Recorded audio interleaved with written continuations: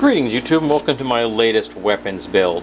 This is a T-ball bat. In particular it is a Barry Bonds T-ball bat, which is kind of twisted, seeing as Barry Bonds' stance, you know, in the whole professional sports world.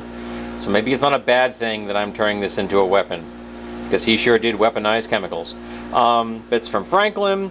And somebody actually did this. I did not. I kind of like the vibe though. I like the black. So what am I going to do with this? I want to mount this thing in here.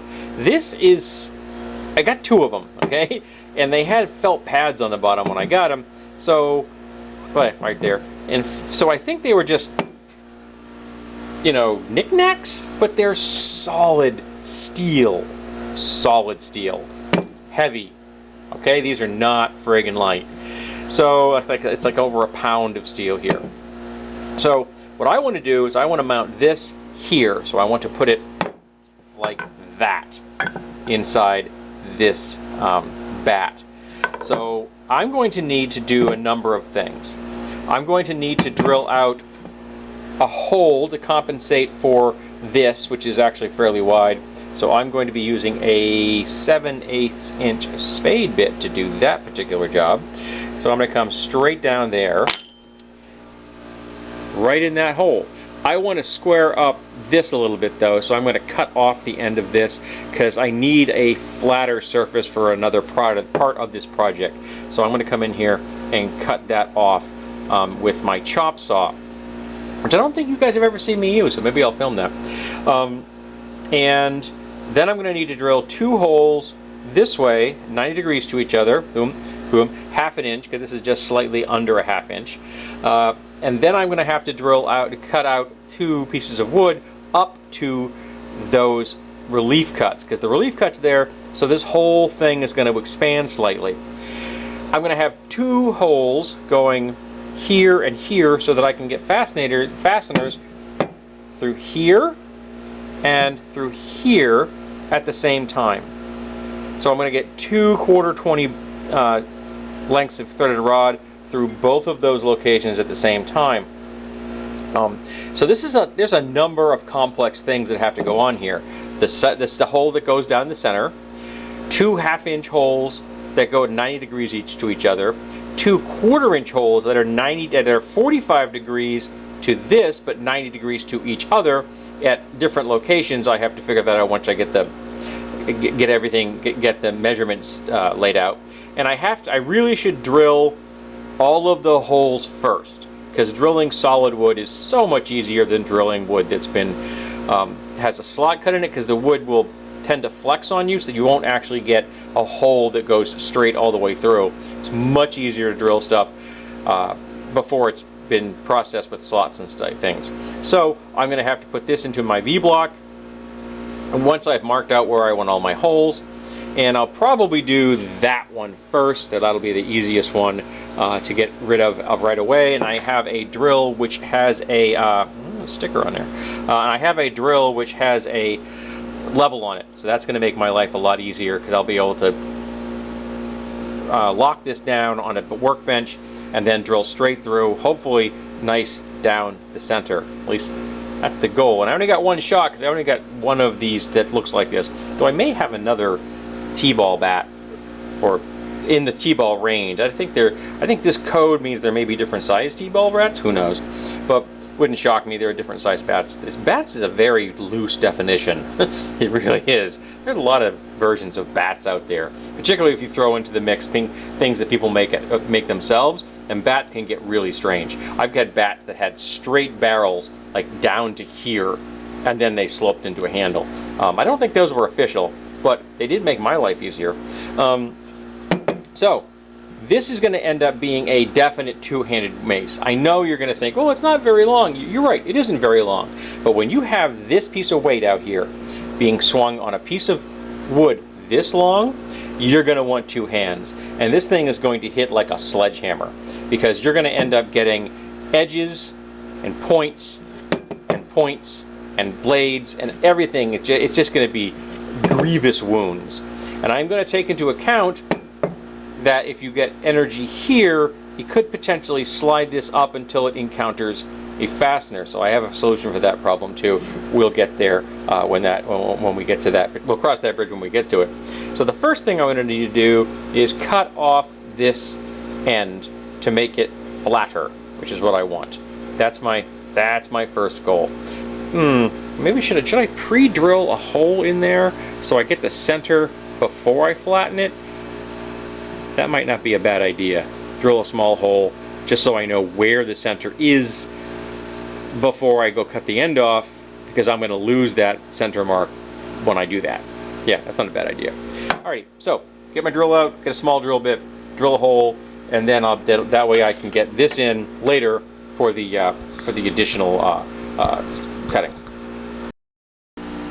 Alrighty, I'm going to actually have to cut the end off first because the end of this wood is very punky. So I could not get the drill bit to go in center right away. So I'm going to see if I can get into a bit better wood on this.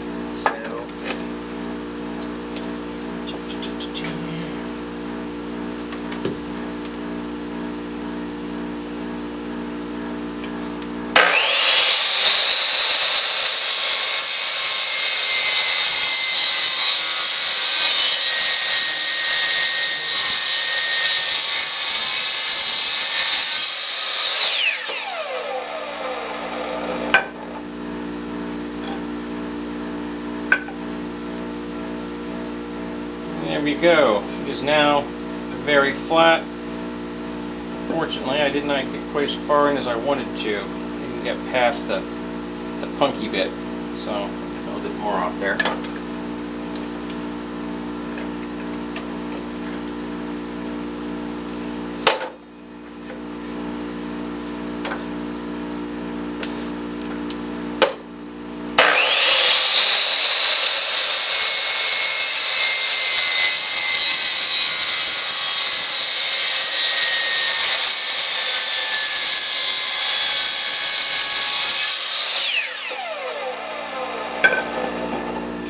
There we go. Now I am past the bad mark. So now I'm going to have to mark that center again and start all over again. Yay! So I'm just going to use the spade bit on this one, probably.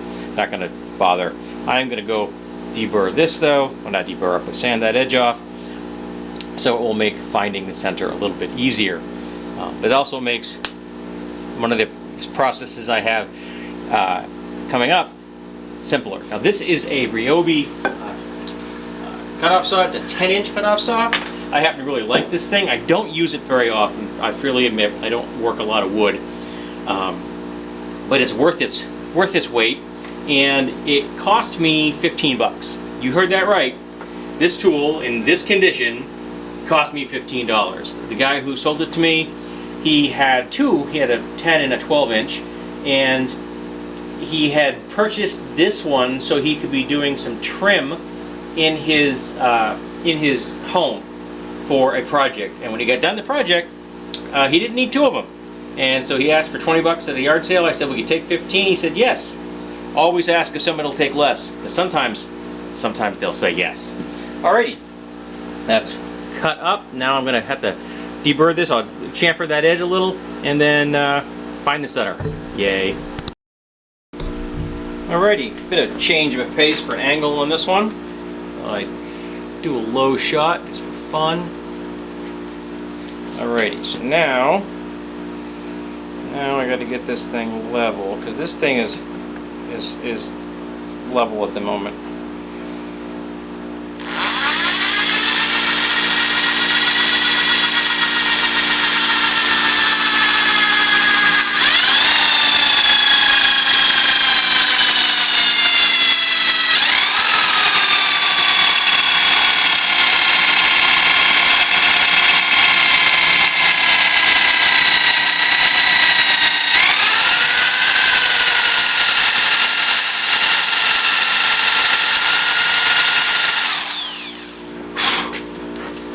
Nope, that isn't even vaguely centered. Fark! How the hell am I going to do this? Nope, I marked it and it did not stay where I wanted it. It went off center. Damn it. Alright. Not that I didn't expect something would go wrong, but it went wrong. I mean, I put a cross X and I used an awl to make a nice deep mark for the drill bit to go into, and then it walked on me anyway. Alrighty, in that case, I'm not going to drill down the center. We're going to skip that step. What I'm going to have to do is do the cross section, and then if that doesn't work, use a chisel to knock the corners out to make enough space for the center. That was my second plan all along. You can see there I definitely screwed the pooch on that one. So yeah, that's not great. But you know, sometimes things don't work out. This would be awesome if I had a lathe. This would have been like a 30-second job. I don't have a lathe. So I don't really have any way of jury rigging a lathe, not easily here. I know that I've seen people do that kind of thing. I don't really have that capacity at this point in time. So yeah, I screwed up. Well, like I said, I have a backup plan, and that's what we're going with. So here's some rough layouts, and I say rough because this is going to be, some of it's going to be on the fly. I'm going to put in this hole first, and this hole is going to be the pass-through for here. So that's going to get a 1/4 bolt threaded rod through this section of this hole. When I have that one done, and I'll set up my V-block over there in my drill press. Currently I have my camera mount in the way, but I'll remove that. And when I get that done, I will then be able to drill 90 degrees to that approximately here, and I've got a lot of wiggle room, so I'm not too worried about that. When I get those two done, that is going to allow me to set up the V-block to do the last two holes, which will be these two, and they're going to be, the first one will be in line with this, and the second one will be in line with that, but they're going to be just holes for passing through, so it doesn't matter as much. But I'll figure this out as I go, so that this will have a place to go. So essentially there'll be a hole going this way and a hole going this way, and that's going to be the bottom of this. And then when the slots come, that's where this is going to sit, at the bottom of that hole. It's also going to act as a bit of an expansion so I can move the wood a little bit and have a little wiggle room in there. And I'm doing it in this order because when I have this in the V-block, I'll do this one. You then slide this one forward. I can then put a pin in there and use this gauge right here, which is a gauge for figuring out your angles, and use that to set up this one 90 degrees to it. And once I get that done, I can slide it forward, and then I need to put a stop here so that these two holes are going to be equal to each other. They need to be exactly the same depth. So that having a stop here is going to be important. And then I will locate exactly how I want this to go. But that's roughly the spot it's going to be. And again, if these marks end up staying on the wood, I don't care. We're doing a post-apocalyptic theme here. But doing it in that order means I have this hole to go off with this to give me this angle, and then I will have that same hole to go off to get the last two, because this will be out in space where I have all the maneuvering room I need in the world, as opposed to trying doing this in the other way, which is drill this, and how do I drill this 90 degrees, because the V-block is not going to allow it. So yeah, I have to get things out here so that I can drill the holes and then find the angles that I need. So right now I'm going to need to set up the V-block in there and then drill the first of the 4 holes. And again, it's very arbitrary on this first one. Just boom, and I'm not going for an exact measurement here, just going through, because I do have a solution to this thing moving in this direction, and I'll get to that later. So I have both of my 1/2-inch holes now cut, and now I have the lines drawn, and I'm going to use my Multimax here to come in here and come in just, I can't quite say the middle, but just shy of the middle of this. I'm going to favor the outside and come right down there through there and make the best possible vertical cut I can come away with, because that's gets kind of important. And then I'm going to need to make 2 vertical cuts, and then hopefully this whole section will just go dook onto the floor, and then I'll have to rotate it 90 degrees and do the same thing. And hopefully that will be the width I need. I've cleared the table off of everything I need to. I can get it off at the moment because this thing vibrates like a son of a gun, and I really should put on some hearing protection because this thing is not quiet. Got my seat. This will be easier to do if I'm sitting down. Once I get the initial cut started, I'll be doing that standing up because I can look straight down and everything and try to keep it as vertical as possible when I do that initial startup cut. But yeah, that's the part that's kind of nerve-wracking, is getting that initial cut as vertical as I can get it. It's not easy. So, bunch of cutting, and hopefully that'll be a nice clean slot in the next shot, you'll see. So here we have a dry fit that fits in nicely. Now, in retrospect, maybe I should have drilled these holes after, but I was really concerned about being able to do that. And, I mean, there's something to be said for that, really, now. Because those are not even vaguely in the center. So I'm concerned that those are not going to do what I want to do. So, I mean, technically, I could drill here and here and ignore the 2 holes I already did, and that would give me stuff that's more centered. And since I already have this square thing, I just clamp it down and I go all the way through. So I'm going to contemplate that. But I also had an idea. Let me just come around here like this. I had an idea of putting a plate on here. And the problem with the plate idea is that I have a lot less wood than I thought I had. Because I was originally going to put holes in, attach the plate in these quarters.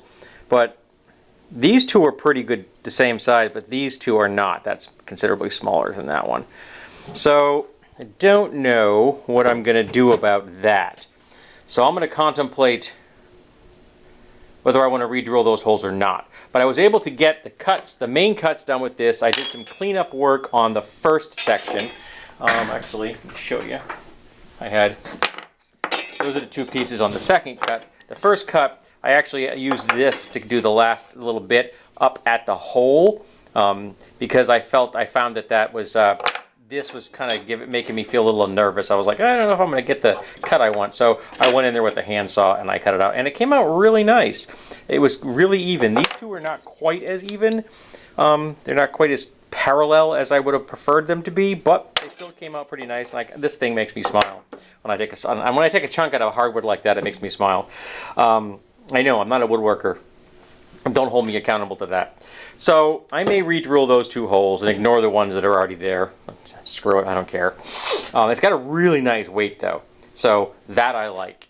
So you've got to rethink how I want to put a cap on this, because I really want to put a cap on this, I think. I'm going to bolt it together. Once it's bolted together, I'll make the final call. And if I bolt it together and I'm happy with how it looks and how it feels as far as security goes, then I will not put a cap on there. But if it doesn't, I'm going to have to figure out how to make a cap that fits on this, and that will let me attach it to the wood. Because I really don't want to have to drill and tap the steel. It's a pain in the butt. It would be less fun for me, and this is what I do for entertainment.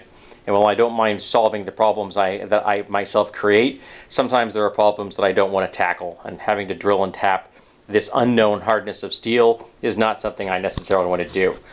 So let's clean up a little bit, and then because I want to get the sawdust off the floor. It's kind of dangerous in my shop when I use my angle grinder. And then go ahead and think about if I want to re-drill that or not. I did decide to re-drill the holes using the 2 spots that had been clean, and now I have installed a couple of bolts that I made out of 1/4-20 all thread and some cap nuts, because I happen to really like cat nuts, and I bought 200 of them real cheap. I recommend you go to Bolt Depot. Awesome place. Great service, fast, inexpensive, all around nice folks. So I've decided to go without a cap, because after I tightened those in and really, reefed on those 2 bolts, the wood came into full contact with that metal. So I'm really not too concerned about the fact that there is not a cap on there. Also, I'm never actually going to use this. So even if this were to like slide up a little, say if you had an impact here, it's not going to go very far. There's not much space between this inner curve and that bolt, like a quarter of an inch maybe, something like that. So yeah, there's not a lot of space for it to go anyway. Because when you do swing something, remember, it goes in an arc. So this section here is what's going to hit something first. You're really going to have to be very good with something to get the sweet spot, which is kind of here. And it's like why swinging a baseball bat is a skill, because if you don't do it correctly, you don't hit the sweet spot. So most folks aren't talented when it comes to swinging heavy maces, so they're probably going to hit with these as opposed to the sweet spot here. Regardless, this thing's going to hit like a truck. It is not light at all. Actually, I can tell you exactly how heavy this thing is. I remembered I have my scale down here, so let's pull my scale up and see what my scale says. Let's see if I can get this thing on here without touching anything. There we go. So 1,319 grams. And that comes out to 2 pounds, 14 ounces. There we go. I prefer 13. I prefer grams. It's more accurate. So 2 pounds, 14 ounces. That's a hefty toy. This is not messing around. This is in my opinion, this is like the upper limit that you want for a two-handed mace. You really don't want it much heavier than this. Yeah, people will say, well, heavier has a bigger impact. Yeah, but you also have to worry about when you miss, you have to get recovery time. And this thing is going to definitely hit hard enough. And most of the weight is going to be down here, of course, because that's how I built it. So, quite happy with this. I have one more of these, which I haven't decided what I'm going to do with it. I bought 2 of them. And I'm like, these have got to have, gonna have to end up being projects. And this is the first of the 2. And I'm really quite happy with it. I could have done a cleaner job, I freely admit. In fact, there's a wrong hole right there. And what I should have done is waited to do this. That way I could, for example, on this one, I found the middle of the cleanest one, of the smallest one, knowing that I had more wiggle room on the widest one. So if it didn't go perfect. But it was much easier to drill it this way as well, because I could just go like this. I just used this thing here to do the job. So it would have been better to do the 2 holes that I did here for these, for the relief slots, and then do those 2. There is a slight complication of how do I get those 2 to be correct, because I have my V channel, and the V channel may not have let me do that easily. But I think I could have worked around that. It would have been easier on me in the long run if I just worried about those 2 holes and then let these 2 holes find themselves once I got done. That would have made my life a little easier. But again, I learned things in the process of doing these projects, and I'm never going to use them again because it is very unlikely I'm ever going to have an object this shape that I'm going to have to install in something. But if I do, I know how to do it correctly now, and I have this object around as a sample. So now I'm going to take this outside, get some stills for this video, as well as my DeviantArt page. And you should follow me both on DeviantArt and Instagram. DeviantArt is where I have my permanent repository for stills of my weapon builds, and Instagram is where I post bargains I find, salvage I find, sometimes sneak previews, and of course cute cat pics. And who doesn't love a cute cat pic? So thank you for being here. I greatly appreciate it. I hope you come back for the next one.